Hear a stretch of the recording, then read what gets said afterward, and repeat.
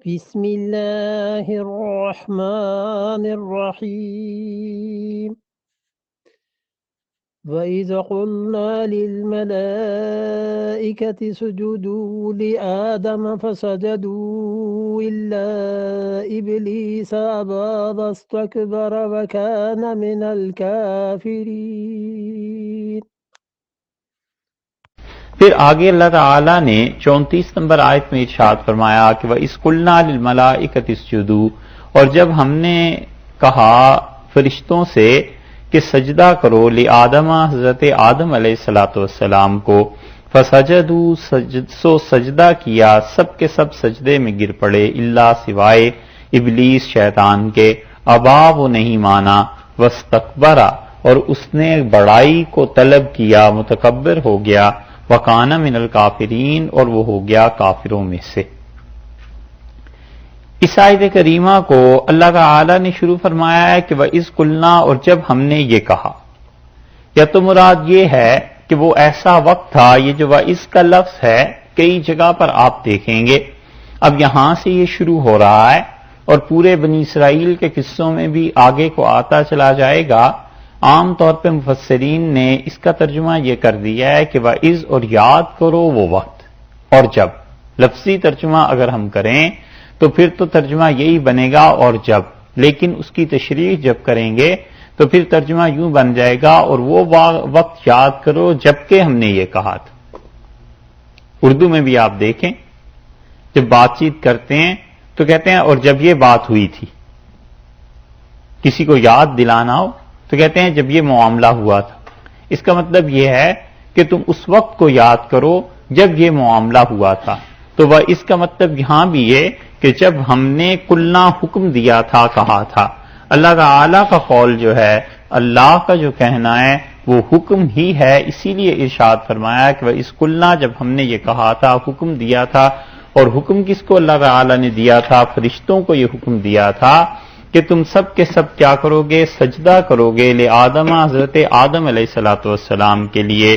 یہ سجدہ کون سا تھا؟ مفسرین نے اس پر بحث کی ہے اور وہ کہتے ہیں کہ سجدے سے مراد ایک تو چیز یہ ہے کہ مفسرین کا ایک گروہ اس طرف گیا ہے کہ وہ کہتے ہیں یہ سجدہ ایسے نہیں تھا کہ زمین پر سر کو لگا دیا جائے اور پیشانی زمین کو چھونے لگے، بلکہ سجدے سے مراد یہ تھی کہ تم جھک جاؤ، جھکنا مراد تھی۔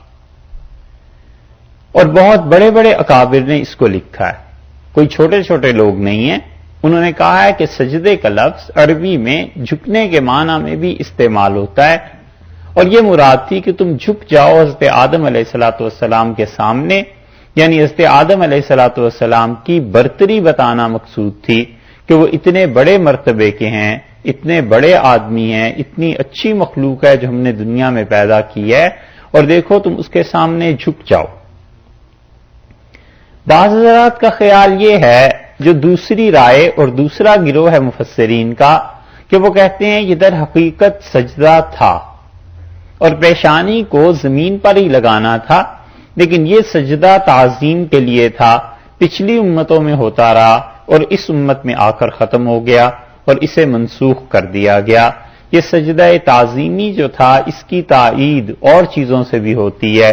مثلا حضرت یوسف علیہ السلام کے متعلق آیا ہے نا کہ انہوں نے جو کچھ خواب میں دیکھا تھا اس کی تعبیر سامنے آئی، اور رفع ابویہ علی العرش، اور انہوں نے اپنے والدین کو اوپر تخت پر بٹھایا اور باقی جو لوگ تھے ان کے بھائی وغیرہ جو تھے انہوں نے سجدہ کیا، تو وہ سجدہ تعظیمی تھا۔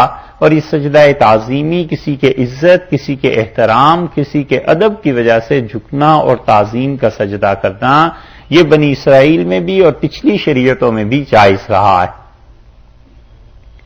اور یہ سلسلہ معلوم ہوتا ہے کہ بہت دیر تک چلتا رہا۔ حضرت یوسف علیہ السلام کے متعلق تو قرآن بتاتا ہے نا، حضرت معاذ رضی اللہ عنہ جب حاضر ہوئے ہیں رسول اللہ صلی اللہ علیہ وسلم کی خدمت میں، تو انہوں نے سجدہ کیا حضرت صلی اللہ علیہ وسلم کو، اور حدیث میں آتا ہے کہ رسول اللہ صلی اللہ علیہ وسلم نے ان سے پوچھا کہ یہ کیا بات تم نے کی؟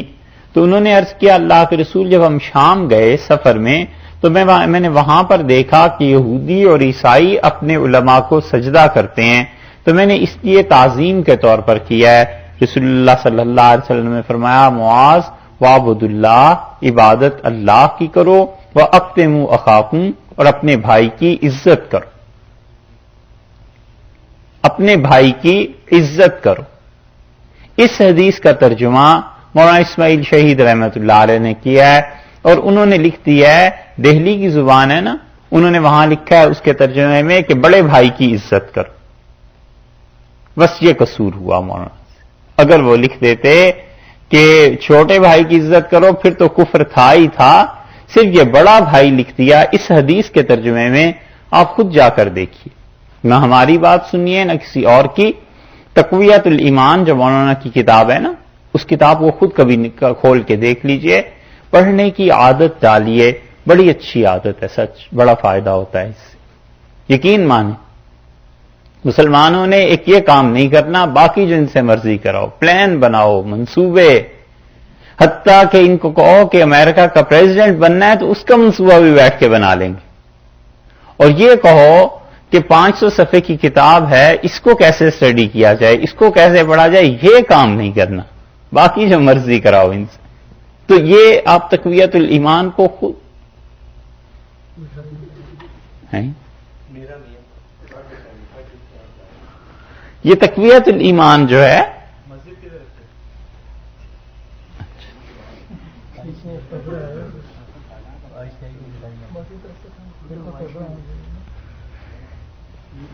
اچھا.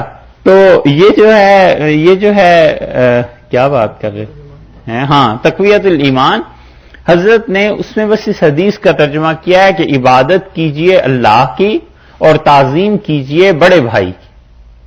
حضرت یا تو وعبد اللہ اکرموا اخاکم کا ترجمہ یہ کر دیتے کہ اپنے چھوٹے بھائی کی عزت کرو، اور یا یہ صاف لکھ دیتے کہ بھائی کی عزت کرو. انہوں نے اپنی طرف سے تعظیم کے لیے کیا، اور رسول اللہ صلی اللہ علیہ وسلم کی جتنے ادب احترام کوئی بھی مسلمان کرے اتنا ہی تھوڑا ہے. تو انہوں نے یہ لکھ دیا کہ بڑے بھائی کی عزت کیجئے، اور اس کو لے بڑے لوگ، اور انہوں نے کہا کہ جن کا تو عقیدہ ہے کہ رسول اللہ صلی اللہ علیہ وسلم کی بس اتنی عزت ہونی چاہیے جتنی بڑے بھائی کی.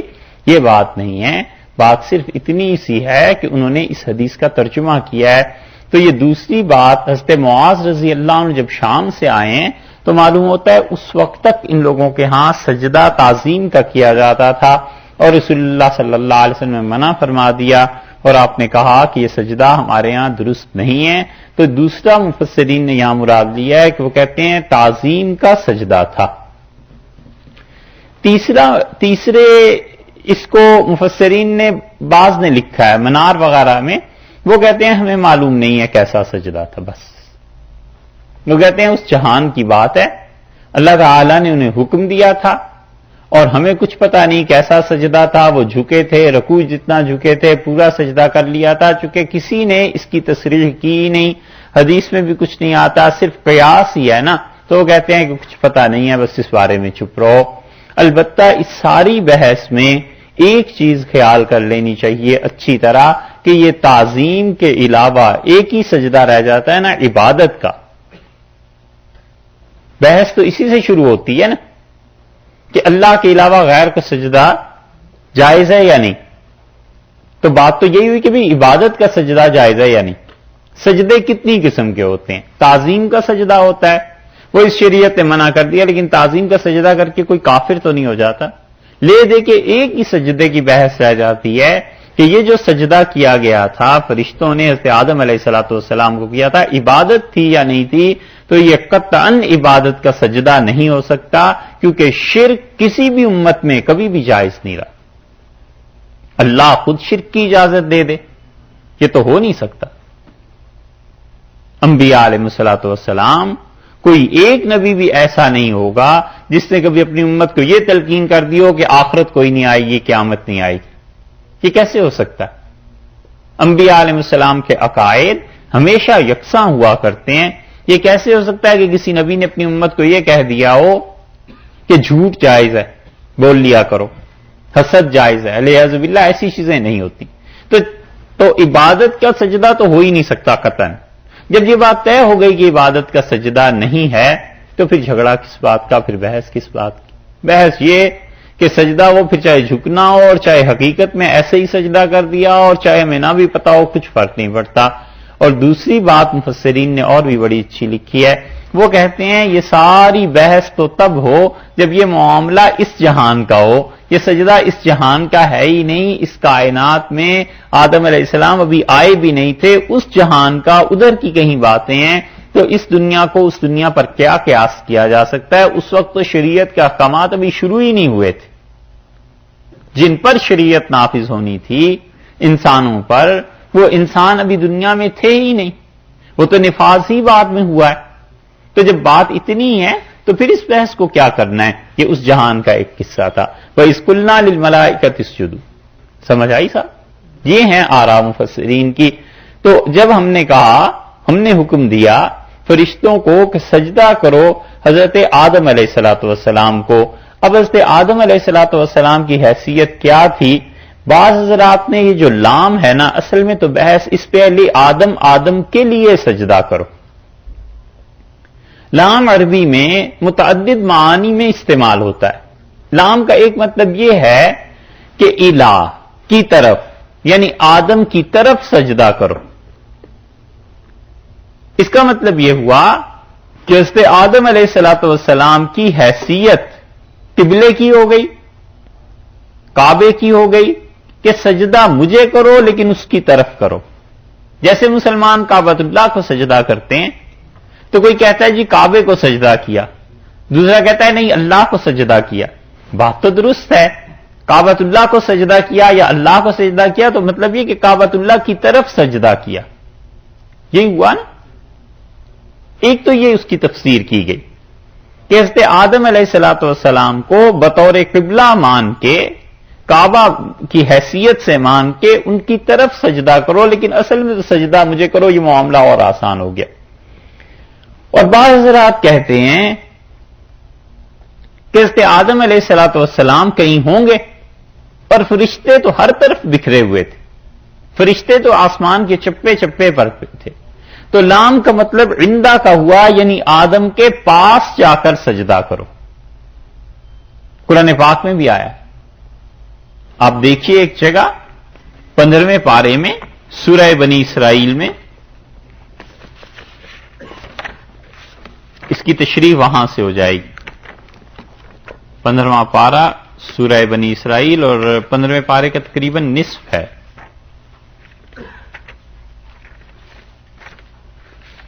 نمبر ہے سورہ کا، اور آیت نمبر ہے 78۔ پارہ 15 سورہ بنی اسرائیل 17 نمبر سورت کا ہے، اور آیت ہے 78 78۔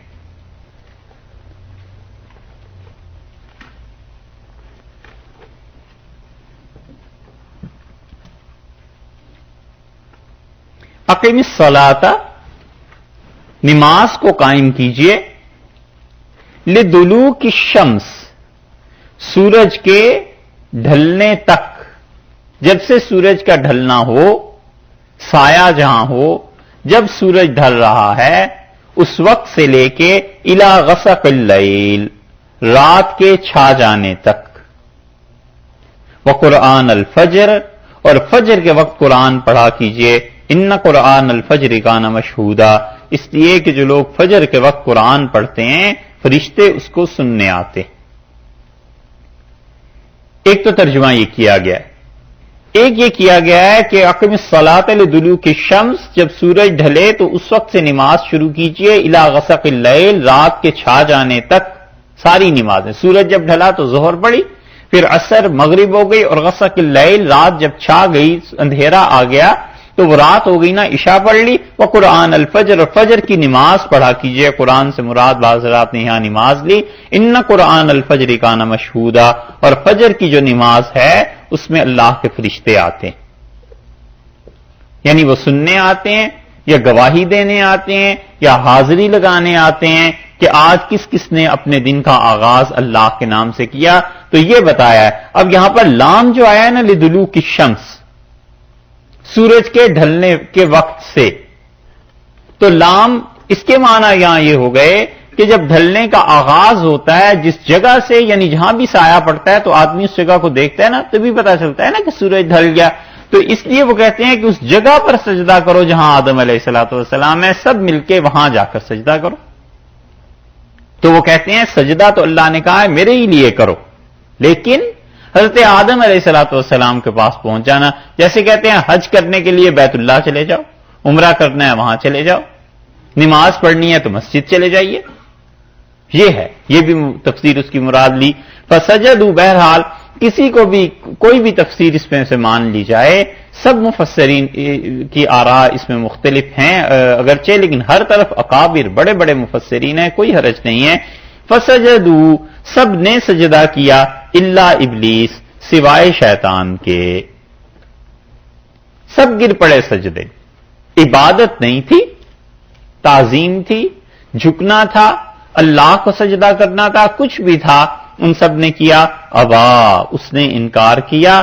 واستکبر، اور متکبر ہوا، مغرور ہوا. اس کا ترجمہ اور تشریح کی ہے کہ اس نے واستکبر، اپنے لیے بڑائی کو طلب کیا. استفعال کے باب سے ہے یہ، جب عربی آپ پڑھیں گے گرامر انشاءاللہ تو پھر آپ کو پتا چلے گا کہ استفعال کے باب سے کیسے آیا ہے. تو یہ دلیل ہے اس کی کہ وہ پیدائشی طور پر متکبر نہیں تھا، پیدائشی طور پر اس میں غرور نہیں تھا، بلکہ وہ متکبر بنا.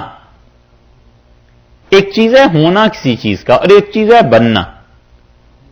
ایک آدمی میں تواضع، عاجزی ہوتی ہے، وہ ایک الگ چیز ہے، اور ایک ہے بنے آدمی تکلف کر کے کہ میری کوئی حیثیت نہیں ہے، یہ ایک الگ چیز ہے. دونوں میں فرق پتا چل جاتا ہے. جو چیز خود بخود ہوتی ہے فطری، وہ الگ ہے، اور جو محتاج ہوتی ہے انسان کے تکلف کا، وہ چیز الگ ہوتی ہے. تو اس میں فطرتاً شیطان میں تکبر نہیں تھا. واستکبرا، اس نے اپنے لیے بڑائی طلب کی، یعنی اس نے اپنے اندر اس کبر کو پیدا کیا. تو جو بنیادی طور پہ متکبر نہیں تھا اور کبر کو پیدا کیا، اللہ اس سے بھی اتنا شدید ناراض ہے. یہ اپنے آپ کو بڑا سمجھنا اور بڑا اپنے آپ کو سوچنا، یہ انتہائی بڑے گناہوں میں سے ایک گناہ. اس لیے آدمی بس اللہ کی جانب سے بڑائی مل جائے تو اس کا تو کوئی حل نہیں، اپنے طور پہ نہ کرے. جہاں تک ہو سکے اپنے آپ کو مٹانا چاہیے، جہاں تک ہو سکے اپنے آپ کو، جسے آپ کہتے ہیں نا لو پروفائل میں رکھنا، ویسے ہی رہنا چاہیے. ہاں جہاں ضرورت پڑ جائے اظہار کی وہاں ضرور کرے. کبھی ضرورت پیش آ جاتی ہے، بتانا پڑتا ہے کہ یہ کوالٹی مجھ میں ہے، یہ صلاحیت مجھ میں ہے، اس وقت تو ضرور بتائے. مگر خام خواہ اپنے آپ کو بڑا سمجھنا اور لوگوں میں بیان کرتے پھرنا، کبر کا انجام ذلت ہے. بارش کا انجام تری ہے، نمی ہے، اور دھوپ کا انجام حرارت ہے، روشنی ہے، گرمی ہے. اسی طرح جو کبر ہے نا، بڑائی، یہ آدمی کو ذلت کی طرف لے جاتی ہے. اور ایک بڑائی وہ ہے جو اللہ خود دے دیتا ہے. کوئی آدمی دیکھتے ہی دیکھتے نمایاں ہو جاتا ہے، کسی آدمی کو دیکھتے ہی دیکھتے عزت دولت ملنے لگتی ہے. خاندان میں 2-4 سال میں کوئی نکھر کے ابھر کے سامنے آ جاتا ہے، بڑا ہو جاتا ہے. یہ جو بڑائی اللہ کی جانب سے ملتی ہے، اس کے ساتھ 3 چیزیں ہو جاتی ہیں. اس بڑائی کی اللہ خود حفاظت کرتا ہے. کچھ ہو جائے پھر خدا گرنے نہیں دیتا، جب تک کہ آدمی خود اس بڑائی کی وجہ سے ظلم نہ کرے. ظلم کرے گا تو گرے گا، نہیں ظلم کرے گا اور اپنی اوقات میں رہے گا کہ اللہ نے یہ سب کچھ دیا ہے. میں اگر خاندان میں بڑا ہوں تو یہ اللہ نے کر دیا ہے، ایسے پیسہ آ گیا ہے تو اللہ نے دے دیا ہے، اچھا عہدہ مل گیا ہے تو اللہ نے دے دیا ہے، میرا کوئی کمال نہیں. جب تک اپنی نفی کرتا رہے اور اللہ کا اثبات کرتا رہے کہ اللہ نے سب کچھ کر دیا ہے، مہربانی، فضل، کرم، عنایت اس مالک حقیقی کی ہے، اللہ اس کی حفاظت کرتا رہتا ہے. وہ عہدہ موت تک بھی برقرار رہتا ہے، موت کے بعد بھی لوگ اچھے لفظوں سے یاد کرتے ہیں. اور 2 مصیبتیں نازل ہوتی ہیں. ایک تو شروع ہو جاتا ہے حسد، اور لوگ بغیر وجہ کے اس سے حسد کرنے لگتے ہیں، اور دوسرا اس پہ ظلم شروع ہو جاتا ہے، اور یہ حسد اور ظلم اس طرح برستا ہے کہ بھادوں میں ساون میں بارش ایسے نہیں برستی، پر نالے ایسے نہیں گرتے جتنا اس شخص پہ ظلم اور حسد شروع ہو جاتا. اور یہ در حقیقت جو اللہ نے اسے بڑائی دی ہے نا، عزت دی ہے، یہ اس کا میل کچیل ہے. تو اس لیے کسی کے ساتھ ایسے ہو جائے نہیں گھبرانا چاہیے، اطمینان رکھنا چاہیے کہ اللہ کی طرف سے ہے. اب میں خدا سے یہ تھوڑا ہی کہہ سکتا ہوں کہ اللہ اپنے اس انعام کو چھین لے، کیونکہ جن کو حسد ہے ان کو تو چین اسی وقت آئے گا جب یہ چیز چلی جائے. تو اب اللہ سے تھوڑا ہی درخواست کی جا سکتی ہے کہ اللہ یہ جو عزت دی ہے مجھے ذلیل کر دے، اور یہ جو پیسے لیے ہیں اس کو لے لے اور مجھے فقیر کر دے. یہ تو کوئی نہیں علیہ اعوذ باللہ کہتا ہے نا. تو کبر، بڑائی، یہ اپنے پاس سے اس کا انجام ذلت. اور اگر اللہ کی طرف سے بڑائی کسی آدمی کو مل جائے تو پھر یہ دو چیزیں تو ساتھ چمٹ جاتی ہیں، مگر خدا حفاظت بھی کرتا ہے. اس شیطان نے کیا کیا؟ متکبر ہوا، وَقَانَ مِنَ الْكَافِرِينَ، اور وہ تھا کافروں میں سے. کانا کے دو ترجمے کیے گئے ہیں. ایک تو یہ ہے کہ وہ کافر تھا، اور ایک یہ ہے کہ وہ کافر ہو گیا. دونوں میں فرق یہ ہے کہ کافر تھا یعنی اللہ کے علم میں وہ کافر تھا. ایک یہ تو صحیح ہے. ایک ترجمہ یہ کیا گیا کہ کان من الکافرین، وہ کافر تھا یعنی تخلیقی پیدائشی طور پر یہ شیطان کافر تھا. اور اگر اس کا ترجمہ یہ کیا جائے کہ وَقَانَ مِنَ الْكَافِرِينَ، اور وہ کافر ہو گیا، تو یہ کافر کیوں ہو گیا؟ بے جواب آپ دیں. تکبر کی وجہ سے؟ اچھا، اور کوئی وجہ؟ اللہ کے انکار کی وجہ سے.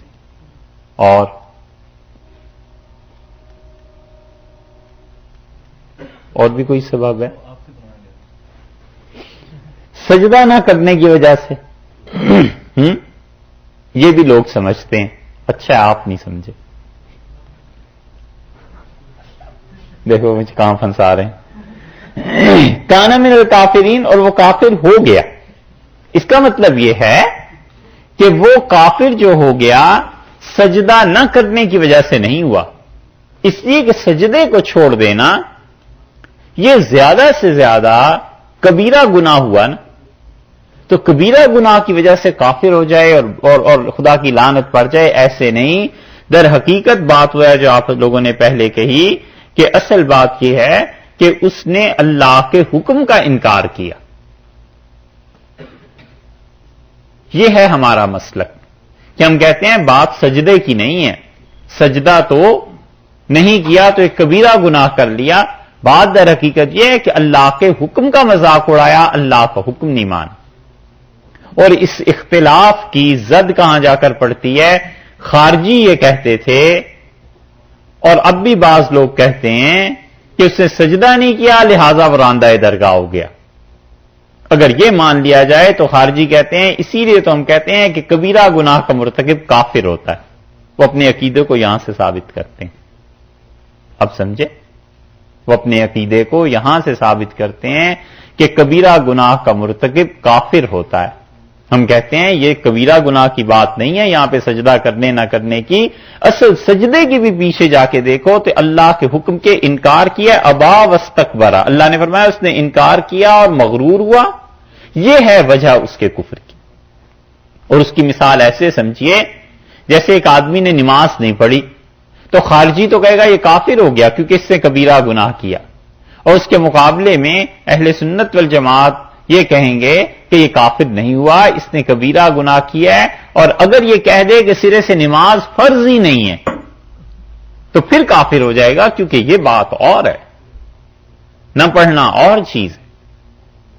یہ ہیں چیزوں کے فرق کہ وہ لوگ قرآن پاک کو جو پڑھتے تھے تو اس دقت نظر سے غور بھی کرتے تھے، اور نتیجہ یہ کہ جب وہ صحابہ کرام رضی اللہ عنہم کے عمل کو اور رسول اللہ صلی اللہ علیہ وسلم کی تعلیمات کو نہیں دیکھتے تھے، خود بخود ہی بات کرتے تھے، تو وہ پھر کفر کے عقیدے بھی قرآن سے ہی ثابت کرتے تھے.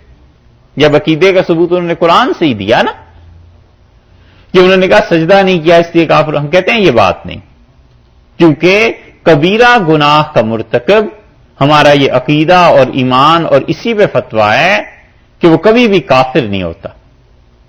اسی لیے خودکشی کوئی آدمی کر دے تو اس کا نماز جنازہ پڑھا جائے گا، اور رسول اللہ صلی اللہ علیہ وسلم نے اگر کسی کا نہیں پڑھا تو وہ ڈانٹ کے لیے، بتانے کے لیے کہ اگر یہ حرکت آئندہ کسی نے کی تو دیکھو میں اس کا جنازہ نہیں پڑھوں گا، اور اگر اس کا جنازہ بالکل ہی حرام ہوتا، نہ پڑھنا ہوتا، تو رسول اللہ صلی اللہ علیہ وسلم صحابہ رضی اللہ عنہ سے کبھی نہ کہتے کہ تم پڑھ لو اور میں نہیں پڑھتا.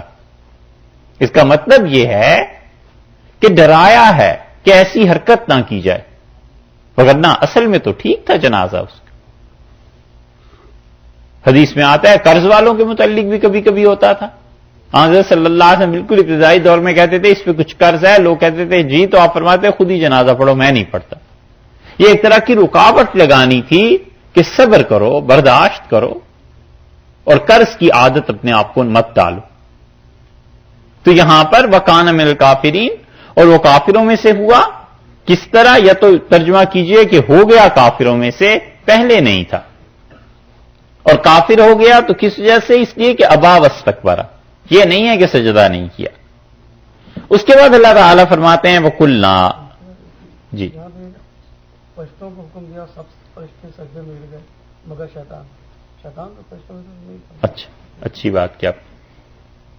یہ جو اللہ ہے نا، اس پہ بحث کی ہے مفسرین نے. وہ کہتے ہیں کہ شیطان تو ان میں سے تھا نہیں، اور اللہ تعالی نے اس کو مستثنا کیوں کیا ہے. اور پھر وہ کہتے ہیں کہ یہ سارے فرشتے بھی اور شیطان بھی، یہ تھا اصل میں جنات میں سے، اور کوئی رکاوٹ تھی نہیں. سورہ کہف میں اللہ تعالی نے خود ہی ارشاد فرمایا کہ کان من الجن، یہ جنات میں سے تھا. آپ سورہ کہف کو دیکھیے تاکہ مسئلہ صاف ہو جائے. 16ویں پارے میں سورہ کہف،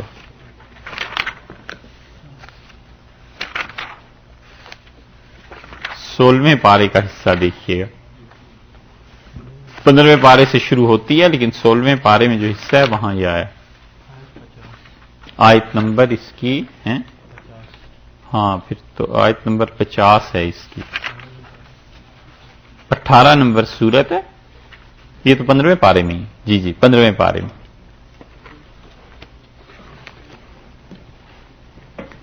15واں پارہ سورہ کہف، 18 نمبر ہے سورت کا، اور آیت نمبر ہے اس کی 50. اللہ تعالی نے فرمایا وَإِذْ قُلْنَا لِلْمَلَائِكَةِ اسْجُدُوا لِآدَمَ، اور جب ہم نے حکم دیا فرشتوں کو کہ سجدہ کرو آدم علیہ الصلوۃ والسلام کو، فسجدوا، سب نے سجدہ کیا، الا ابلیس، سوائے شیطان کے. یہ جو آج ہم تشریح اس کی پڑھ رہے ہیں نا، حضرت آدم علیہ الصلوۃ والسلام کو سجدے کی اور یہ چیزیں، یہ پھر بات نہیں کرنی. پھر 7 جگہ یہ قصہ قرآن پاک میں آیا ہے. کوئی نئی بات ہوگی تو کریں گے، وگرنہ پڑھ کے بس چلے جائیں گے. کانا من الجن، یہ جنوں میں سے تھا.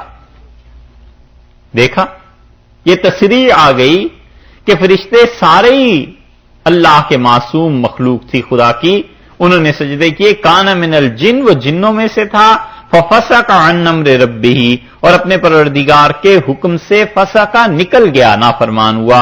افتتخذونہ، کیا تم اسے بناتے ہو شیطان کو، جن کو، وذریتہ، اور اس کی اولاد کو، اولیاء من دونی، میرے علاوہ انہیں اپنا کارساز بناتے ہو، ان سے تم مدد مانگتے ہو. وہم لکم عدو، حالانکہ وہ تمہارے دشمن ہیں. بئس للظالمین بدلا، اور کیا ہی بری سزا اور برا ٹھکانہ ہے ظالموں کے لیے. دیکھا آپ نے، یہ جنات میں سے تھا. اور جنات اور ان کی اولاد، ان کے یہاں بھی ایسے ہی سلسلہ جاری ہے جیسے انسانوں میں جاری ہے. اسی لیے اللہ نے کہا کہ کیا تم اسے اور اس کی اولاد کو اپنا کارساز بناتے ہو، ان کی عبادت کرتے ہو، حالانکہ وہ تو تمہارے والد کا دشمن تھا. تم کیسے اسے کارساز بنا رہے ہو؟ تم خود سوچو. تو یہاں پر جو ارشاد فرمایا کہ سوائے شیطان کے باقی سب نے سجدہ کیا، تو جنات کا، شیاطین کا، آسمانوں پہ آنا جانا یہ سب تھا، اور یہ کائنات کے شروع سے لے کر اب تک رہا ہے، 1500 سال پہلے تک، رسول اللہ صلی اللہ علیہ وسلم کی آمد تک۔ اور جب نبی کریم صلی اللہ علیہ وسلم کی آمد ہوئی ہے تو اس کائنات میں جو تبدیلیاں آئی ہیں ان میں سے ایک تبدیلی کا تذکرہ بخاری میں بھی آیا، صحیح بخاری کے بالکل آغاز میں، کہ روم اور ایران والوں کی آپس میں ہوئی شدید لڑائی اور رومی ہار گئے، اور ایرانی اتنے غالب آئے کہ انہوں نے بھرکس نکال دیا واقعی عیسائیت کا، اور کوئی دنیا میں نہیں سوچ سکتا تھا کہ عیسائیت اب دوبارہ کبھی اٹھ کھڑی ہوگی، اور اللہ نے پیشن گوئی کی۔ اللہ نے فرمایا الف لام میم غلبت الروم، عیسائی مغلوب ہو گئے ہیں، اور وہ اپنی اس مغلوبیت کے بعد کچھ ہی سالوں کے اندر وہ غالب آ جائیں گے۔ کوئی نہیں سوچ سکتا تھا کہ عیسائی غالب آ جائیں گے۔ کفار مکہ اتنے ہنسے اس آیت کو پڑھ کے، اس آیت کو سن کے، کہ حضرت ابوبکر رضی اللہ عنہ سے شرط انہوں نے لگا لی۔ حضرت ابوبکر رضی اللہ عنہ نے کہا 2 سال یا 1 سال کا فرمایا، اور اللہ نے کہا فی بضع سنین، چند سالوں میں، اور بضع کا لفظ 9 سال کے لیے ہوتا تھا، 1 سے لے کے 9 تک۔ تو رسول اللہ صلی اللہ علیہ وسلم کے پاس حاضر ہوئے، اور حضرت ابوبکر رضی اللہ عنہ کا اللہ کے رسول میں نے تو ایسے شرط لگائی ہے، تو آپ نے فرمایا اس مدت کو بڑھاؤ، تمہیں معلوم نہیں 9 سال تک کے لیے استعمال ہوتا ہے۔ وہ جب گئے ان سے کہنے تو بہت ہنسے، پھر انہوں نے کہا چلو 9 سال ہی صحیح، اب عیسائیوں نے کہاں غالب آنا ہے۔ اور اس اثناء میں بڑے مسلمانوں کے مراحل گزرے، ہجرت ہو گئی، مدینہ منورہ چلے گئے، حتیٰ کہ جا کر بدر ہو گئی، اور جس دن بدر میں مسلمانوں کو فتح ہوئی، اللہ نے کہا تھا کہ اس دن مسلمان بھی خوش ہوں گے اور عیسائی بھی خوش ہوں گے۔ تو ٹھیک جس دن بدر ہوئی ہے مسلمانوں نے تو خوش ہونا ہی ہونا تھا، عیسائیوں کو بھی فتح ہوئی، عیسائی بھی خوش تھے۔ اور جب یہ پیشن گوئی کی جا رہی تھی تو کوئی نہیں کہہ سکتا تھا کہ مسلمان اس دن کیسے خوش ہوں گے۔ مسلمان تو یہی سمجھے کہ عیسائی غالب آئیں گے تو وہ اہل کتاب ہیں، ہم ان سے خوش، اس کی وجہ سے خوش ہوں گے۔ اور مشرکین کو مکہ مکرمہ میں اس لیے ایران کی فتح سے خوشی تھی کہ ایرانی بھی مشرک تھے، تو مذہب تو ایک ہی تھا نا، شرک کا۔ اور مسلمانوں کو پریشانی اس لیے تھی کہ عیسائی جیسے بھی تھے لیکن اہل کتاب تھے۔ تو اتنے یہ اوصاف کے مالک تھے، اتنی خوبیوں کے مالک تھے یہ مشرکین مکہ، باوجود مشرک اور ایسا ہونے کے، وہ جس نے شرط لگائی تھی وہ مارا گیا، کافر۔ تو حضرت ابوبکر رضی اللہ عنہ کی خدمت میں اس کے بیٹے آئے اور انہوں نے کہا والد نے شرط لگائی تھی اتنے اونٹ، اور وہ اونٹ لے کے ہم حاضر ہوئے ہیں، اور آپ انہیں لے لیں، ہم شرط ہار گئے ہیں، آپ جیت گئے۔ اس وقت تک شرط کے حرام ہونے کا حکم نازل نہیں ہوا تھا۔ تو حضرت ابوبکر رضی اللہ عنہ نے وہ اونٹ لیے۔ تو یہ وہاں کا ماحول،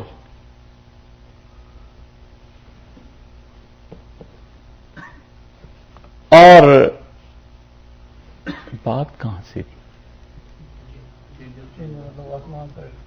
ہاں، تو اس ماحول میں جس دن عیسائیوں کو فتح ہوئی نا، ہرقل جو بادشاہ تھا ان کا، اس نے نظر مانی تھی کہ اگر اللہ ہمیں فتح دے تو میں بیت المقدس میں حاضری دوں گا۔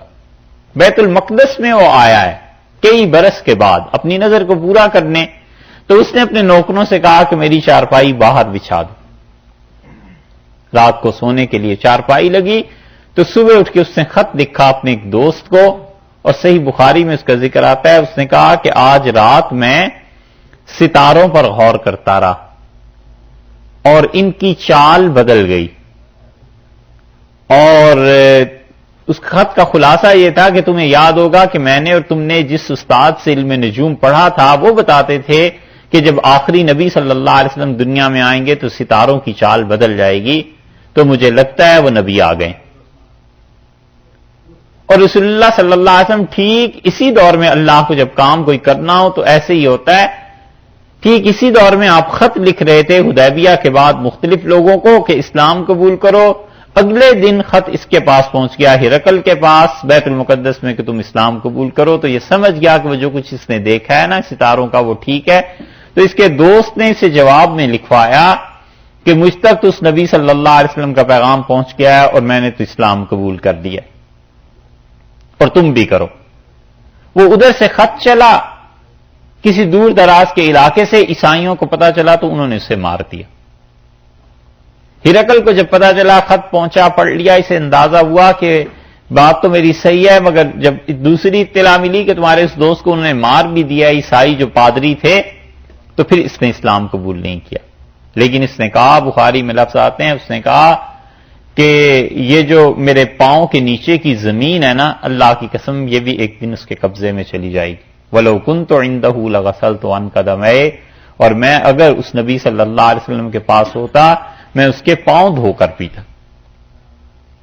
اسے پتا تھا. یہ تبدیلیاں ہوئیں کائنات میں. اور ایک تبدیلی یہ ہو گئی کہ جنات جو ہمیشہ آسمان پر چلے جایا کرتے تھے ان پہ پابندی لگ گئی. اب جو وہ آسمان کی طرف جاتے تھے تو اوپر سے ستارے ٹوٹ کے انہیں لگتے تھے. تو انہوں نے کہیں اپنی میٹنگ کی ہوگی اور انہوں نے کہا کہ بڑی مصیبت یہ ہو گئی ہے کہ اب ہم اوپر جا نہیں سکتے، تو مختلف گروپس بناؤ اور یہ دنیا میں جائیں اور جا کے تحقیق کرو کہ اس کائنات میں تبدیلی کیا آئی ہے، کیوں میں اوپر جانے سے روک دیا گیا ہے. لیکن یہ ان کی کانفرنس جو بھی جہاں بھی ہوئی ہوگی یہ مکہ مکرمہ کے دور کا واقعہ ہے، اور یہ گزر رہی تھی جنوں کی ایک جماعت اور رسول اللہ صلی اللہ علیہ وسلم پڑھا رہے تھے فجر کی نماز.